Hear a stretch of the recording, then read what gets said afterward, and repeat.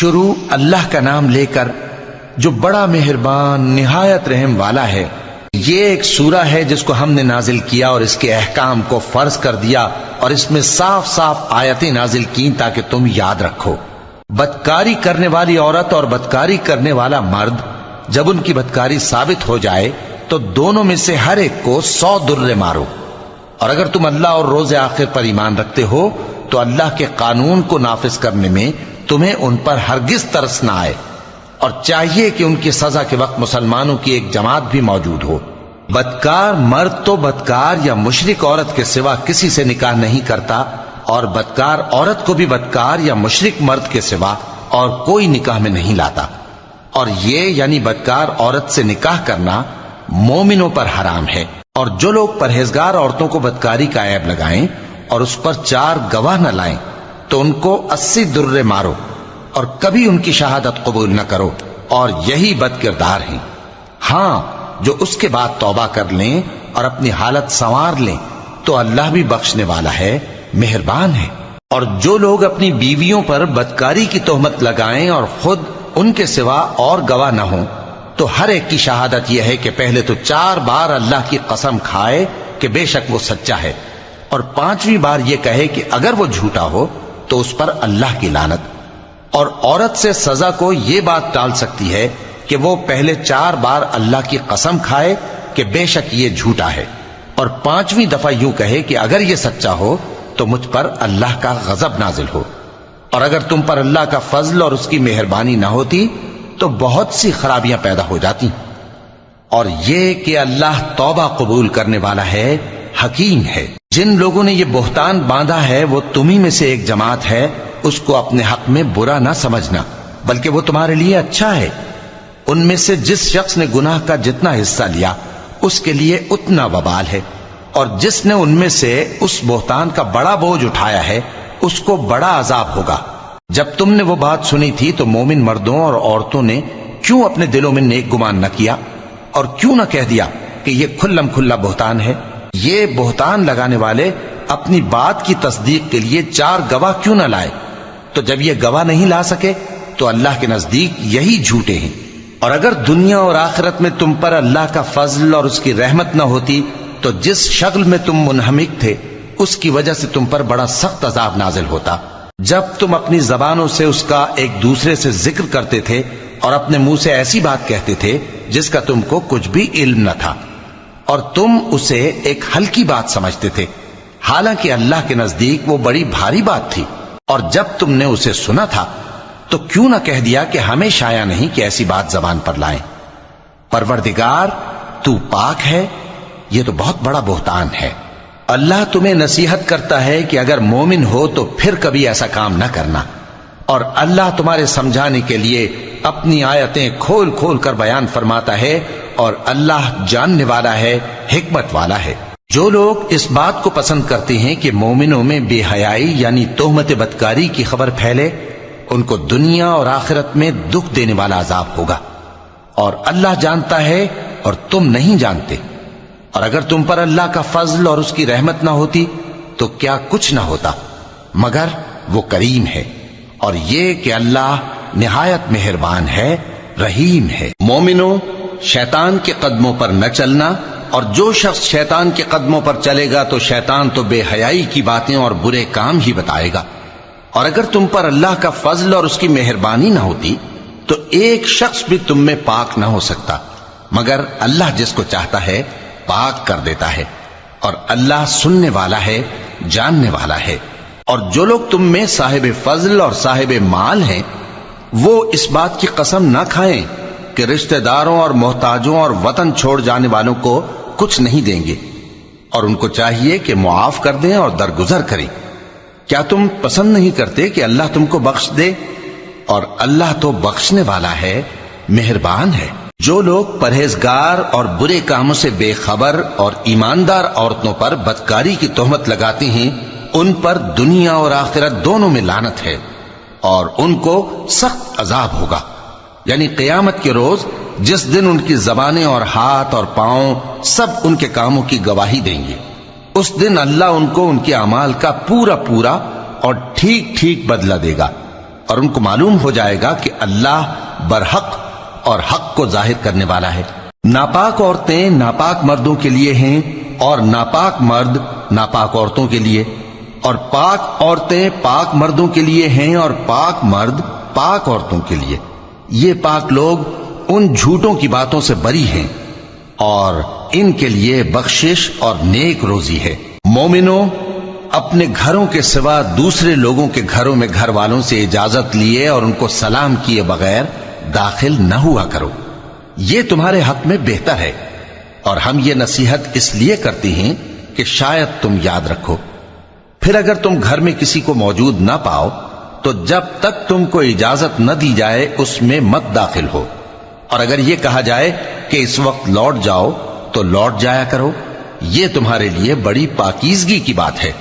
اور جو کام تم کرتے ہو اللہ سب جانتا ہے۔ ہاں، اگر تم کسی ایسے مکان میں جاؤ جس میں کوئی نہ بستا ہو اور اس میں تمہارا اسباب رکھا ہو تو تم پر کچھ گناہ نہیں، اور جو کچھ تم ظاہر کرتے ہو اور جو پوشیدہ کرتے ہو اللہ کو سب معلوم ہے۔ مومن مردوں سے کہہ دو کہ اپنی نظریں نیچی رکھا کریں اور اپنی شرمگاہوں کی حفاظت کیا کریں، یہ ان کے لیے بڑی پاکیزگی کی بات ہے، اور جو کام یہ کرتے ہیں اللہ ان سے خبردار ہے۔ اور مومن عورتوں سے کہہ دو کہ وہ بھی اپنی نگاہیں نیچی رکھا کریں اور اپنی شرمگاہوں کی حفاظت کیا کریں، اور اپنی آرائش یعنی زیور کے مقامات کو ظاہر نہ ہونے دیا کریں مگر جو اس میں سے کھلا رہتا ہو، اور اپنے سینوں پر اوڑھنیاں اوڑھے رہا کریں، اور اپنے خاوند اور باپ اور خسر اور بیٹوں اور خاوند کے بیٹوں اور بھائیوں اور بھتیجوں اور بھانجوں اور اپنی جیسی مومن عورتوں اور لونڈی غلاموں کے سوا نیز ان خدام کے جو عورتوں کی خواہش نہ رکھیں، یا ایسے لڑکوں کے جو عورتوں کے پردے کی چیزوں سے واقف نہ ہوں۔ غرض ان لوگوں کے سوا کسی پر اپنی زینت اور سنگھار کے مقامات کو ظاہر نہ ہونے دیں، اور اپنے پاؤں ایسے طور سے زمین پر نہ مارے کہ جھنکار کانوں میں پہنچے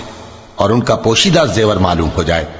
اور مومنوں، سب اللہ کے آگے توبہ کرو تاکہ فلاح پاؤ، اور اپنی قوم کی بیوہ عورتوں کے نکاح کر دیا کرو، اور اپنے غلاموں اور لونڈیوں کے بھی جو نیک ہوں نکاح کر دیا کرو۔ اگر وہ مفلس ہوں گے تو اللہ ان کو اپنے فضل سے غنی کر دے گا، اور اللہ بہت وسعت والا ہے، سب کچھ جاننے والا ہے۔ اور جن کو بیاہ کا مقدور نہ ہو وہ پاک دامنی کو اختیار کیے رہیں یہاں تک کہ اللہ ان کو اپنے فضل سے غنی کر دے۔ اور جو غلام تم سے مکاتبت یعنی مال دے کر پروانہ آزادی کی تحریر چاہیں، اگر تم ان میں صلاحیت اور نیکی پاؤ تو ان سے مکاتبت کر لو، اور اللہ نے جو مال تم کو بخشا ہے اس میں سے ان کو بھی دو۔ اور اپنی باندیوں کو اگر وہ پاک دامن رہنا چاہیں تو دنیاوی زندگی کے فوائد حاصل کرنے کے لیے بدکاری پر مجبور نہ کرنا، اور جو ان کو مجبور کرے گا تو ان بیچاریوں کے مجبور کیے جانے کے بعد اللہ بخشنے والا ہے، مہربان ہے۔ اور ہم نے تمہاری طرف روشن آیتیں نازل کی ہیں، اور جو لوگ تم سے پہلے گزر چکے ہیں ان کی خبریں اور پرہیزگاروں کے لیے نصیحت۔ اللہ آسمانوں اور زمین کا نور ہے، اس کے نور کی مثال ایسی ہے کہ گویا ایک طاق ہے جس میں ایک چراغ ہے، اور چراغ ایک قندیل میں ہے، اور قندیل ایسی صاف شفاف ہے کہ گویا موتی کا سا چمکتا ہوا تارا ہے۔ اس میں ایک مبارک درخت کا تیل جلایا جاتا ہے یعنی زیتون کا، کہ نہ مشرق کی طرف ہے نہ مغرب کی طرف۔ ایسا معلوم ہوتا ہے کہ اس کا تیل خواہ آگ اسے نہ بھی چھوئے جلنے کو تیار ہے، بڑی روشنی پر روشنی ہو رہی ہے۔ اللہ اپنے نور سے جس کو چاہتا ہے سیدھی راہ دکھاتا ہے، اور اللہ جو مثالیں بیان فرماتا ہے تو لوگوں کے سمجھانے کے لیے، اور اللہ ہر چیز سے واقف ہے۔ وہ قندیل ان گھروں میں ہے جن کے بارے میں اللہ نے ارشاد فرمایا ہے کہ بلند کیے جائیں اور وہاں اللہ کے نام کا ذکر کیا جائے، اور ان میں صبح و شام اس کی تسبیح کرتے ہیں۔ ایسے لوگ جن کو اللہ کے ذکر اور نماز پڑھنے اور زکوٰۃ دینے سے نہ سوداگری غافل کرتی ہے نہ خرید و فروخت، وہ اس دن سے جب دل خوف اور گھبراہٹ کے سبب الٹ جائیں گے اور آنکھیں اوپر چڑھ جائیں گی ڈرتے ہیں، تاکہ اللہ ان کو ان کے اعمال کا بہت اچھا بدلہ دے اور اپنے فضل سے زیادہ بھی عطا فرمائے۔ اور اللہ جس کو چاہتا ہے بے حساب رزق دیتا ہے۔ اور جن لوگوں نے کفر کیا ان کے اعمال کی مثال ایسی ہے جیسے میدان میں ریت کہ پیاسا اسے پانی سمجھے، یہاں تک کہ جب اس کے پاس آئے تو اسے کچھ بھی نہ پائے اور اللہ ہی کو اپنے پاس دیکھے تو وہ اسے اس کا حساب پورا پورا چکا دے، اور اللہ جلد حساب کرنے والا ہے۔ یا ان کے اعمال کی مثال ایسی ہے جیسے گہرے سمندر میں اندھیرے جس پر لہر چڑھی چلی آتی ہو اور اس کے اوپر اور لہر آ رہی ہو اور اس کے اوپر بادل ہو، غرض اندھیرے ہی اندھیرے ہوں، ایک پر ایک چھایا ہوا، جب اپنا ہاتھ نکالے تو کچھ نہ دیکھ سکے، اور جس کو اللہ روشنی نہ دے اس کو کہیں بھی روشنی نہیں مل سکتی۔ کیا تم نے نہیں دیکھا کہ جو لوگ آسمانوں اور زمین میں ہیں اللہ کی تسبیح کرتے رہتے ہیں، اور پر پھیلائے ہوئے پرندے بھی، اور سب اپنی نماز اور تسبیح کے طریقے سے واقف ہیں، اور جو کچھ وہ کرتے ہیں سب اللہ کو معلوم ہے، اور آسمان اور زمین کی بادشاہی اللہ ہی کے لیے ہے اور اللہ ہی کی طرف لوٹ کر جانا ہے۔ کیا تم نے نہیں دیکھا کہ اللہ ہی بادلوں کو چلاتا ہے، پھر ان کو آپس میں ملا دیتا ہے، پھر ان کو تہ بتہ کر دیتا ہے، پھر تم دیکھتے ہو کہ بادل سے مے نکل کر برس رہا ہے، اور آسمان میں جو اولوں کے پہاڑ ہیں ان سے اولے نازل کرتا ہے، تو جس پر چاہتا ہے اس کو برسا دیتا ہے اور جس سے چاہتا ہے ہٹا رکھتا ہے، اور بادل میں جو بجلی ہوتی ہے اس کی چمک آنکھوں کو خیرہ کر کے بینائی کو اچکے لیے جاتی ہے۔ اللہ ہی رات اور دن کو بدلتا رہتا ہے، اہل بصارت کے لیے اس میں بڑی عبرت ہے۔ اور اللہ ہی نے ہر چلنے پھرنے والے جاندار کو پانی سے پیدا کیا، تو ان میں سے بعض ایسے ہیں کہ پیٹ کے بل چلتے ہیں، اور بعض ایسے ہیں جو 2 پاؤں پر چلتے ہیں، اور بعض ایسے ہیں جو 4 پاؤں پر چلتے ہیں۔ اللہ جو چاہتا ہے پیدا کرتا ہے، بے شک اللہ ہر چیز پر قادر ہے۔ ہم ہی نے روشن آیتیں نازل کی ہیں، اور اللہ جس کو چاہتا ہے سیدھے راستے کی طرف ہدایت کرتا ہے۔ اور بعض لوگ کہتے ہیں کہ ہم اللہ پر اور رسول پر ایمان لائے اور ان کا حکم مان لیا، پھر اس کے بعد ان میں سے ایک فریق پھر جاتا ہے، اور یہ لوگ صاحب ایمان ہی نہیں ہیں، اور جب ان کو اللہ اور اس کے رسول کی طرف بلایا جاتا ہے تاکہ پیغمبر ان کا قضیہ چکا دیں تو ان میں سے ایک فریق منہ پھیر لیتا ہے، اور اگر ان کو حق ملتا ہو تو اس کی طرف قبول کر کے چلے آتے ہیں۔ کیا ان کے دلوں میں بیماری ہے یا یہ شک میں ہیں، یا ان کو یہ خوف ہے کہ اللہ اور اس کا رسول ان پر ظلم کریں گے؟ نہیں، بلکہ یہ خود ہی ظالم ہے۔ مومنوں کی تو یہ بات ہے کہ جب اللہ اور اس کے رسول کی طرف بلائے جائیں تاکہ وہ ان میں فیصلہ کریں تو کہیں کہ ہم نے حکم سن لیا اور مان لیا، اور یہی لوگ فلاح پانے والے ہیں۔ اور جو شخص اللہ اور اس کے رسول کی فرما برداری کرے گا اور اس سے ڈرے گا اور اس کا تقوی اختیار کرے گا تو ایسے ہی لوگ مراد کو پہنچنے والے ہیں۔ اور یہ اللہ کی سخت سخت قسمیں کھاتے ہیں کہ اگر تم ان کو حکم دو تو سب گھروں سے نکل کھڑے ہوں۔ کہہ دو کہ قسمیں مت کھاؤ، پسندیدہ فرما برداری درکار ہے، بے شک اللہ تمہارے سب اعمال سے خبردار ہے۔ کہہ دو کہ اللہ کی فرما برداری کرو اور رسول کے حکم پر چلو، اگر منہ موڑو گے تو رسول پر اس چیز کا ادا کرنا ہے جو ان کے ذمے ہے، اور تم پر اس چیز کا ادا کرنا ہے جو تمہارے ذمے ہے، اور اگر تم ان کے فرمان پر چلو گے تو سیدھا رستہ پالو گے، اور رسول کے ذمے تو صاف صاف پہنچا دینا ہے۔ جو لوگ تم میں سے ایمان لائے اور نیک کام کرتے رہے ان سے اللہ کا وعدہ ہے کہ ان کو ملک کا حاکم بنا دے گا، جیسا ان سے پہلے لوگوں کو حاکم بنایا تھا، اور ان کے دین کو جسے اس نے ان کے لیے پسند کیا ہے مستحکم و پائیدار کرے گا، اور خوف کے بعد ان کو امن بخشے گا۔ وہ میری عبادت کریں گے اور میرے ساتھ کسی چیز کو شریک نہ بنائیں گے،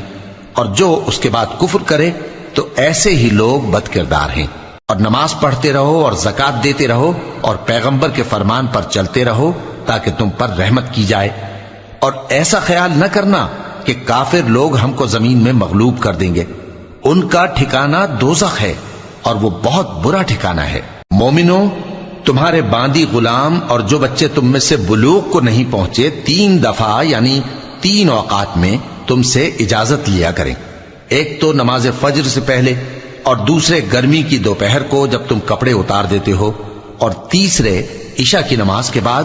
یہ 3 وقت تمہارے پردے کے ہیں، ان کے آگے پیچھے یعنی دوسرے وقتوں میں نہ تم پر کچھ گناہ ہے اور نہ ان پر کہ کام کاج کے لیے ایک دوسرے کے پاس آتے رہتے ہو۔ اس طرح اللہ اپنی آیتیں کھول کھول کر بیان فرماتا ہے، اور اللہ بڑا علم والا ہے، بڑا حکمت والا ہے۔ اور جب تمہارے لڑکے بالغ ہو جائیں تو ان کو بھی اسی طرح اجازت لینی چاہیے جس طرح ان سے اگلے یعنی بڑے آدمی اجازت حاصل کرتے رہے ہیں۔ اس طرح اللہ تم سے اپنی آیتیں کھول کھول کر بیان فرماتا ہے، اور اللہ جاننے والا ہے، حکمت والا ہے۔ اور بڑی عمر کی عورتیں جن کو نکاح کی توقع نہیں رہی اور وہ زائد کپڑے اتار کر سر ننگا کر لیا کریں تو ان پر کچھ گناہ نہیں، بشرطے کہ اپنی زینت کی چیزیں نہ ظاہر کریں، اور اگر اس سے بھی بچیں تو یہ ان کے حق میں بہتر ہے، اور اللہ سنتا ہے، جانتا ہے۔ نہ تو اندھے پر کچھ گناہ ہے، اور نہ لنگڑے پر، اور نہ بیمار پر، اور نہ خود تم پر کہ اپنے گھروں سے کھانا کھاؤ، یا اپنے باپ دادا کے گھروں سے، یا اپنی ماؤں کے گھروں سے، یا بھائیوں کے گھروں سے، یا اپنی بہنوں کے گھروں سے، یا اپنے چچاؤں کے گھروں سے، یا اپنی پھوپھیوں کے گھروں سے، یا اپنے ماموؤں کے گھروں سے، یا اپنی خالاؤں کے گھروں سے، یا اس گھر سے جس کی کنجیاں تمہارے ہاتھ میں ہوں، یا اپنے دوستوں کے گھروں سے۔ اور اس کا بھی تم پر کچھ گناہ نہیں کہ سب مل کر کھانا کھاؤ یا جدا جدا۔ پھر جب گھروں میں جایا کرو تو اپنے گھر والوں کو سلام کیا کرو، یہ اللہ کی طرف سے مبارک اور پاکیزہ تحفہ ہے۔ اس طرح اللہ اپنی آیتیں کھول کھول کر بیان فرماتا ہے تاکہ تم سمجھو۔ مومن تو وہ ہیں جو اللہ پر اور اس کے رسول پر ایمان لائے، اور جب کبھی ایسے کام کے لیے جو جمع ہو کر کرنے کا ہو پیغمبر کے پاس جمع ہوں تو ان سے اجازت لیے بغیر چلے نہیں جاتے۔ اے پیغمبر، جو لوگ تم سے اجازت حاصل کرتے ہیں وہی اللہ پر اور اس کے رسول پر ایمان رکھتے ہیں، سو جب یہ لوگ تم سے کسی کام کے لیے اجازت مانگا کریں تو ان میں سے جسے چاہا کرو اجازت دے دیا کرو، اور ان کے لیے اللہ سے بخشش مانگا کرو، کچھ شک نہیں کہ اللہ بخشنے والا ہے، مہربان ہے۔ مومنو، پیغمبر کے پکارنے کو ایسا خیال نہ کرنا جیسا تم آپس میں ایک دوسرے کو پکارتے ہو، بے شک اللہ کو وہ لوگ معلوم ہیں جو تم میں سے آنکھ بچا کر کھسک جاتے ہیں۔ تو جو لوگ ان کے حکم کی مخالفت کرتے ہیں ان کو ڈرنا چاہیے کہ ایسا نہ ہو کہ ان پر کوئی آفت پڑ جائے یا تکلیف دینے والا عذاب نازل ہو۔ دیکھو، جو کچھ آسمانوں اور زمین میں ہے سب اللہ ہی کا ہے، جس طریق پر تم ہو وہ اسے جانتا ہے، اور جس روز لوگ اس کی طرف لوٹائے جائیں گے تو جو عمل وہ کرتے رہے وہ ان کو بتا دے گا، اور اللہ ہر چیز سے واقف ہے۔ صدق اللہ العظیم۔